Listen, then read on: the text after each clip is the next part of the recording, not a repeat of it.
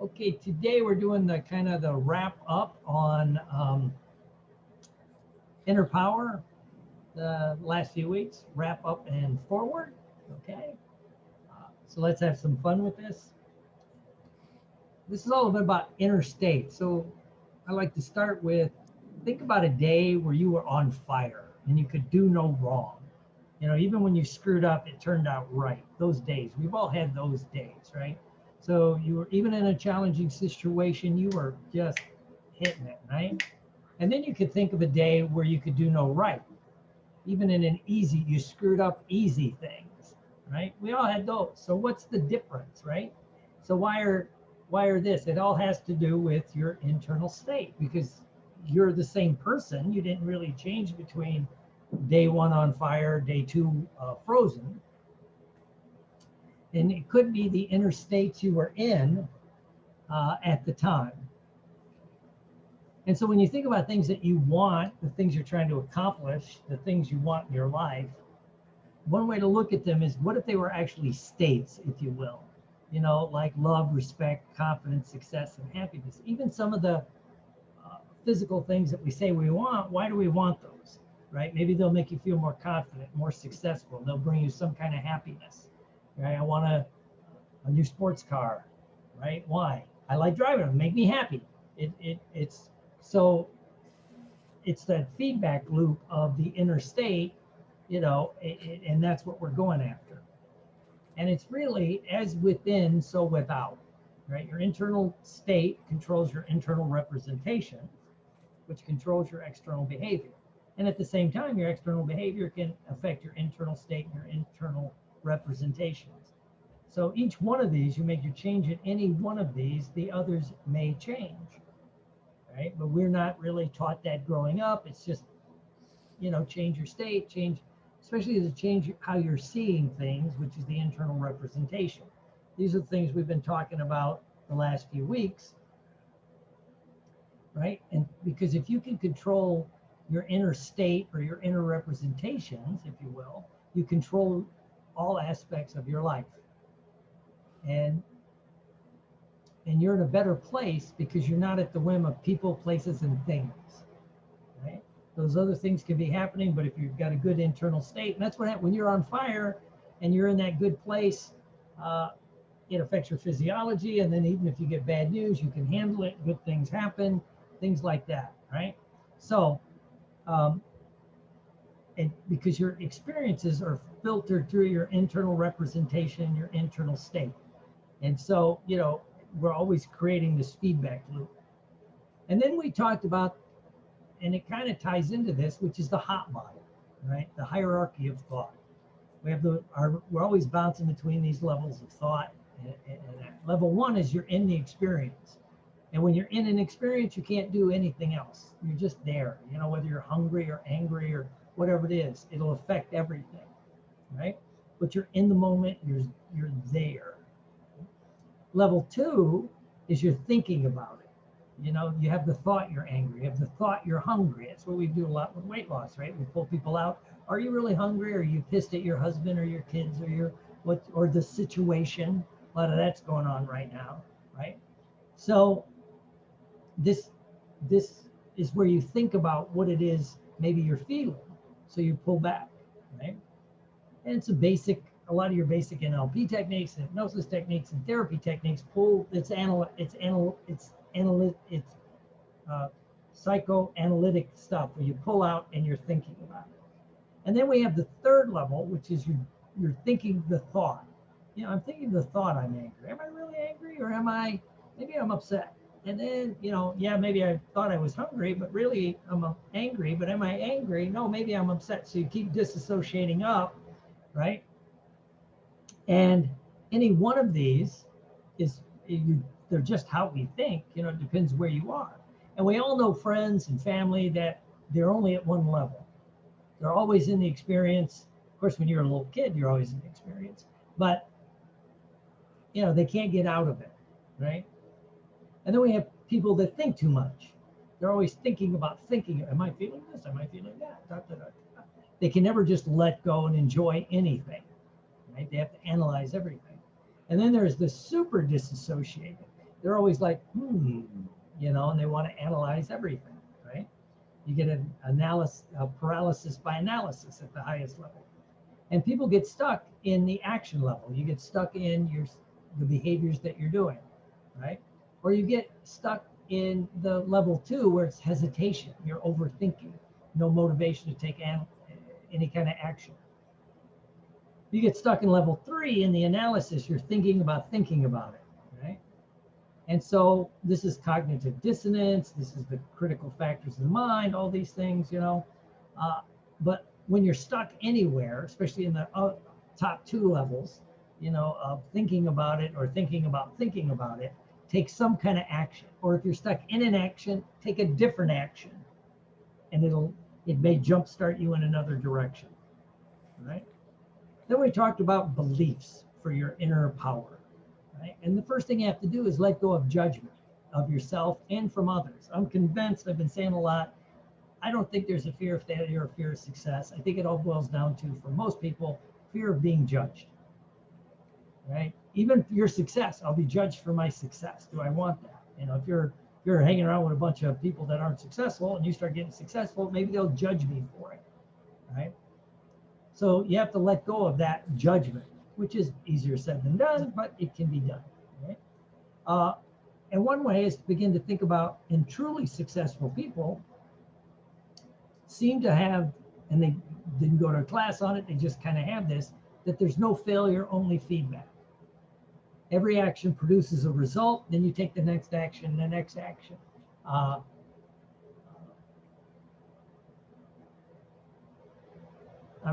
think it was Elon Musk I was hearing talk, and he talked about that, you know, when they were launching PayPal, and I forget the other thing he did, and then of course Tesla Auto and SpaceX and all the crap he's involved in. But he would say, well, a lot of things didn't work the way I wanted, but we learned, and then we took more action, right? And they said that's one of the reasons, he goes, when he released all the patents for that Tesla Auto was having for the new electric, all the shit they were doing with the Tesla, they didn't protect the patents. They opened them up to anybody that wanted it, and people were judging it. He goes, yeah, but you know, when I released it, suddenly General Motors, Ford, Chrysler, Mercedes, Audi, they took what he did and improved on it, right? And then he could, and they say, yeah, but maybe they didn't release the patents. He goes, but you can always back engineer anything, for God's sakes, right? But he didn't think, you know, people were saying it was a failure. He goes, no, I wanted more feedback, right? And so it was just kind of interesting that successful people have that, right? I always think of people I know in the performing arts field. They'll take a risk. They'll do a role, they'll sing a song, they'll do something that might not work. And the really successful ones go, so it didn't work. You know, maybe I shouldn't do that, you know.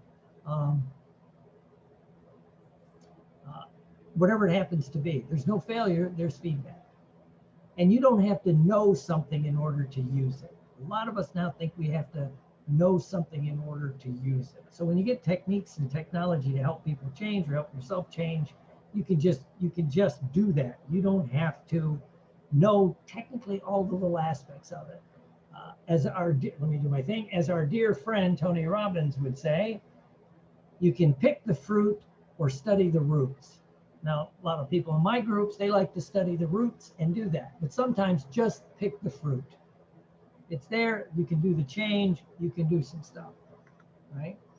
And commitment is key to mastery, right? Consistent action will beat everything if you keep going forward, right? And one of the things I think we have to do for this is to find joy in the process. Enjoy what you're doing right now, even if that's not your end goal. But if you enjoy what you're doing right now, it can get you to where you want to go, right?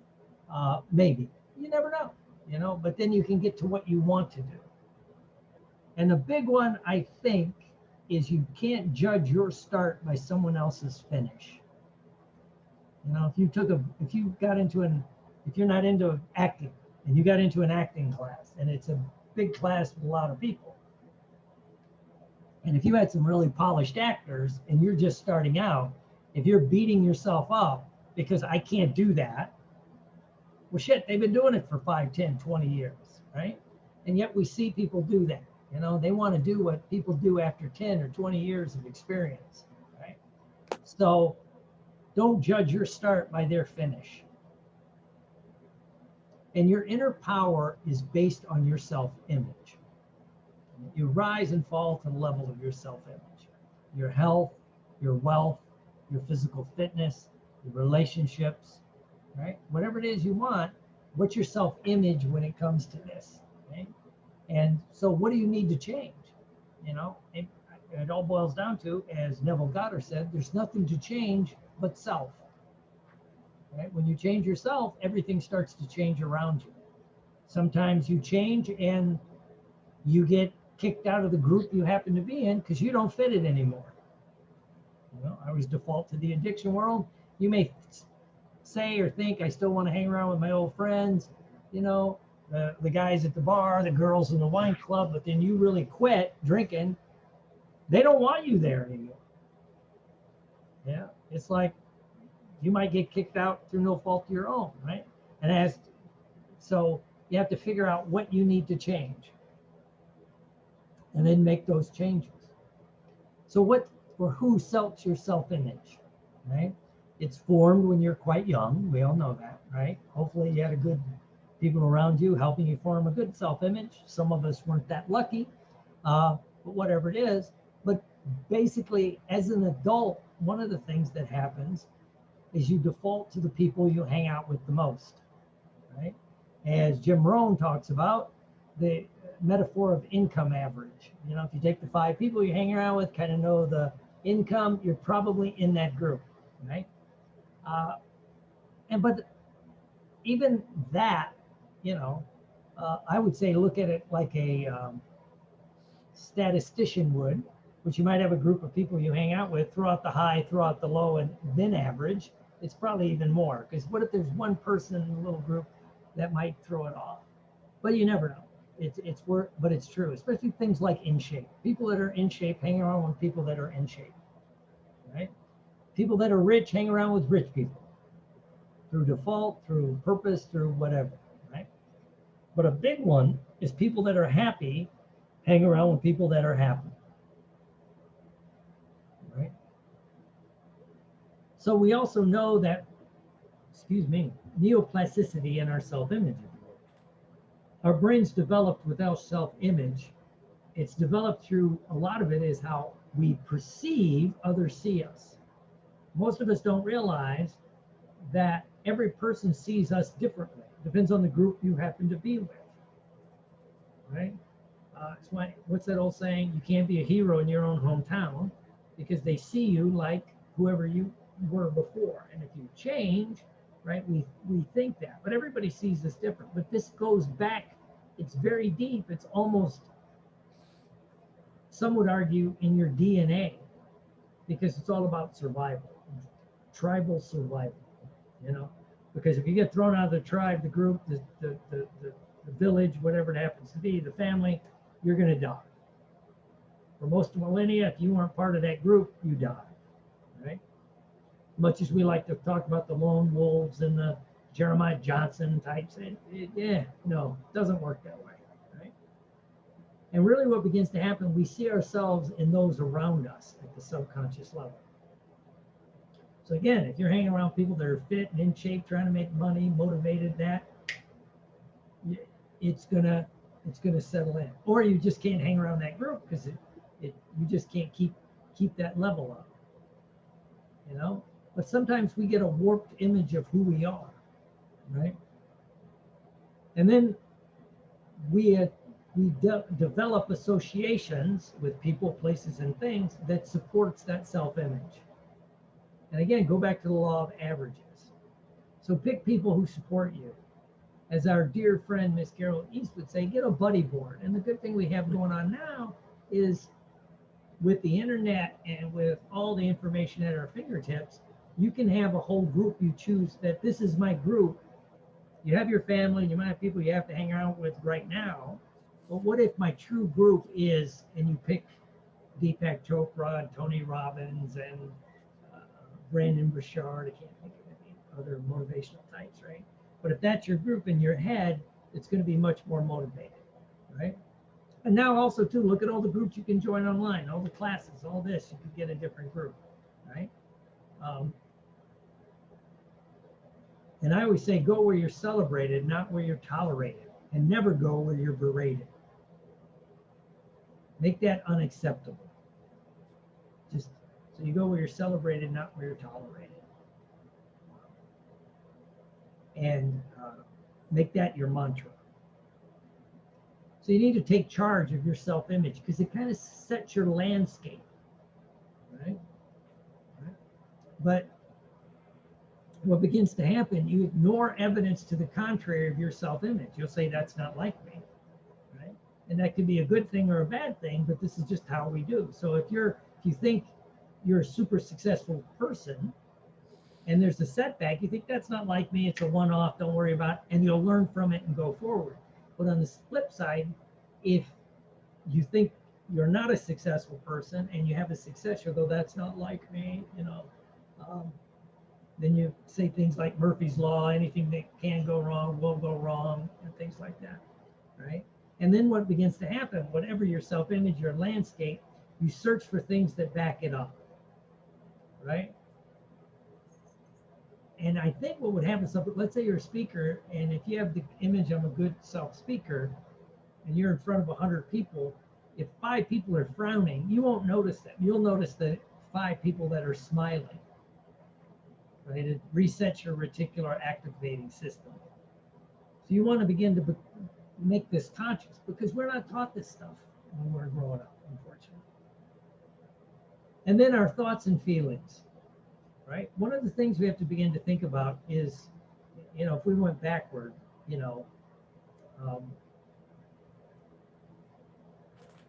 that you need to change a lot of these things because thoughts are the language of the mind. You think all these analytical thoughts, but feelings are the language of the body. As again, Neville Goddard says, feelings are the secret. You have to change your feelings about things, right? You can change your thoughts. You can say, yes, I really want to be rich, but deep down you got the gut level thinking, rich people are scum, right?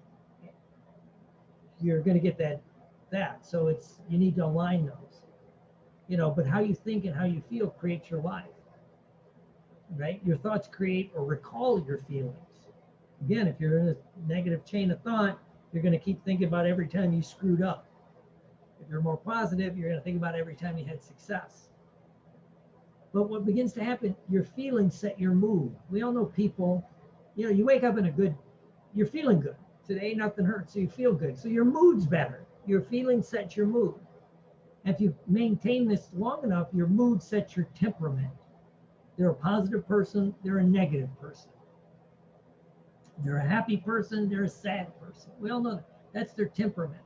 And if you keep your temperament can change by situations, by your mood. I mean, that's just being human, right?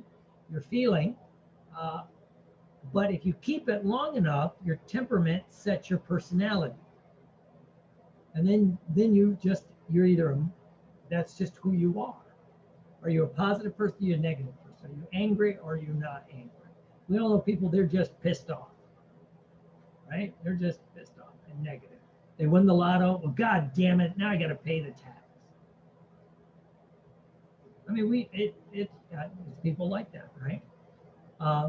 So your personality sets temperament, sets your mood, and it goes backwards. So if you're a positive personality, that'll help your temperament. You'll go, I don't want to be angry. I don't want to be depressed.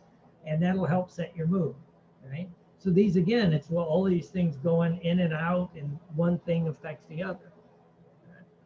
So you have to decide what kind of personality do you want. And if you're really trying to change your life, what type of personality could accomplish that goal? Because we want to learn to ride the wave. Thoughts are the electrical charge in your brain, in the vortex, if you will. But there's some thinking that the feelings in your body is almost like a magnetic charge.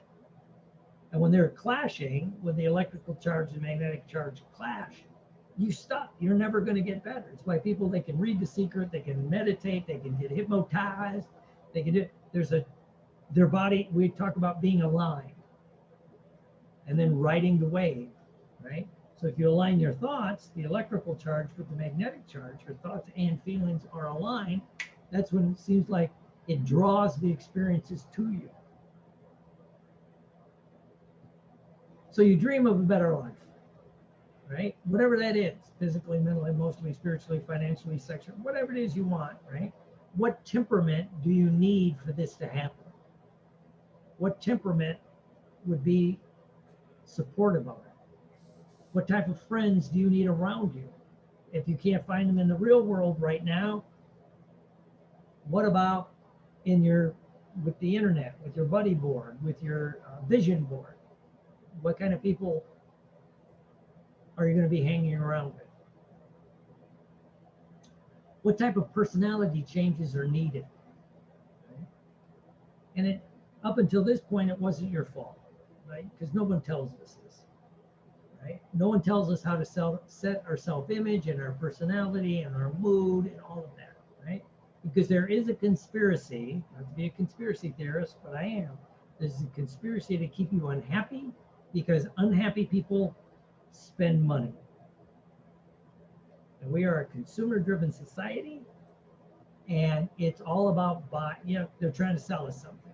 You're not happy because you don't have your teeth aren't white enough, you're not wearing the right clothes, you don't go to the right school, so they're constantly trying to get you to spend money. And when you're really happy and content, you don't spend that much money, right? And I'm like you, I've been there, so we want to defeat those people that are trying to stop us. So an image to represent the new you. So if you're trying to create a new image, it might be a huge shift, it might be a subtle shift, but you need an image in your mind, physical, mental, emotional, financial. So you get an image in your mind that, like, this is how I'm going to be, right? So it might be looking the way you want to look, leaning on a car, standing at your new house, whatever it is, right? And then you want to practice, as we did earlier in this, practice doing a new behavior generator daily of that's the person I am, right? And see it, hear it, feel it, smell it, taste it, touch it, know that this is becoming true, right? And then we can do the flip, where you find things that used to be true but now is not. So you put the old personality in, like, I used to live in Indiana, now I don't. So that's not who I am anymore. In my case, I can easily say I used to drink, now I don't. I used to smoke cigars, now I don't. It's back there. It's true, I did drink. I never deny it. I don't want to act like I didn't, but it's not true for me now. Then I can look at things that are true for me now, right? And place those old things in the no longer true, place the new things, and this is true for me now. I'm a happy, positive person.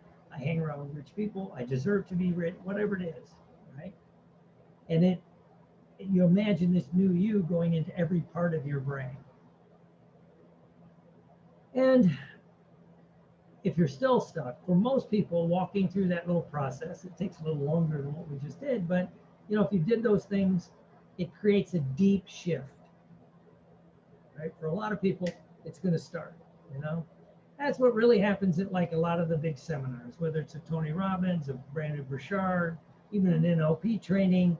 A lot of people come in and their entire life is rocked, shifted, right? Boom. Totally. They're never the same again. But what if you're still stuck? Right? You get little shifts. You get, like, it might take a few steps and then flip back. Well, I would say it boils down to some kind of trauma that you experience that's stuck in you. And at the deepest level, many people are experiencing the crime of being, or the crime of existence. And if you have the crime of being, or if you feel guilty for being alive at some deep level, you're going to punish yourself. Right? And it could be based in trauma, it could be based in a lot of things, right? Because trauma sets in the nervous system, and there is more and more information coming out about that, right? And if it's in the nervous system, it'll block simple changes because it's like hitting a brick wall. In the old hypnosis world, they call it hitting the critical factors, right? Psychology call it hitting the defense mechanisms. You know, I can't be happy. I don't deserve to be happy because I shouldn't be alive. I was a burden on my parents, right? And so then you get that cognitive dissonance where you're thinking I should do this, but this is in your neurology. This is in the actual nervous system. And so it'll bounce off. Usually it happens in early childhood or adolescence. So it could happen in adulthood, you know, but usually it happens in early childhood. Sometimes it can happen in adulthood. The one I think of is survivor's guilt. You know, if you're in a group and the whole squad got killed, but me and one other guy, you might, why me? I shouldn't even be here, right? And that's the crime of being, right? Sometimes it happens in early childhood. What about your mom was pregnant with you, so you're in the womb, you don't speak, you don't have language, but you do process feelings, right? They kind of know that now, right? And what if there's a terror of having the baby? Can we afford it? What's going on? You know, is there that guilt going on? You know, I mean, I always say we'd like to think it's a Hallmark movie that when the bride tells the husband, oh, we're pregnant, oh, great, they throw flowers and roses. But what if the first response is, what the fuck, how did this happen?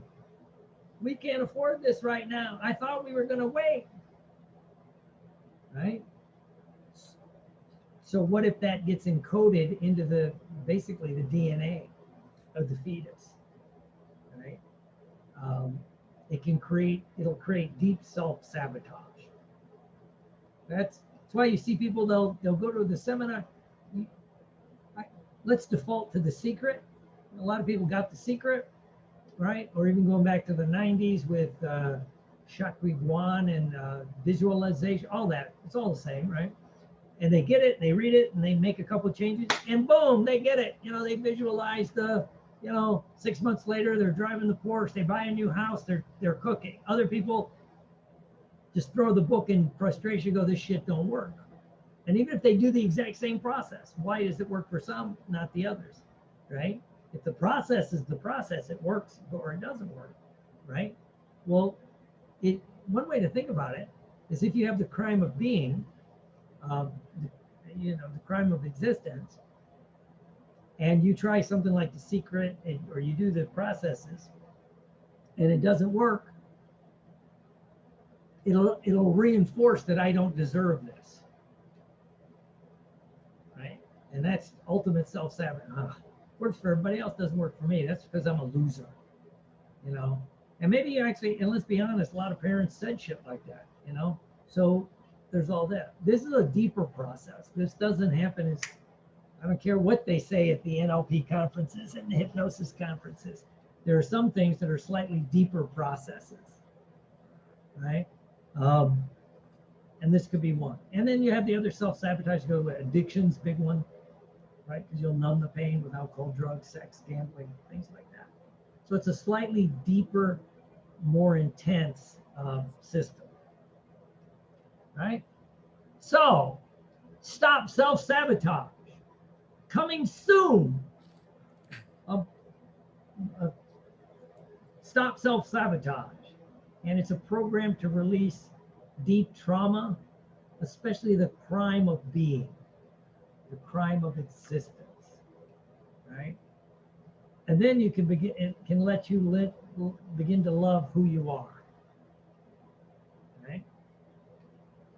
So that'll be coming soon. I'm not sure when, probably after first of the year, because if my NLP class kicks in, plus holidays are coming up, people are busy, we shall do that.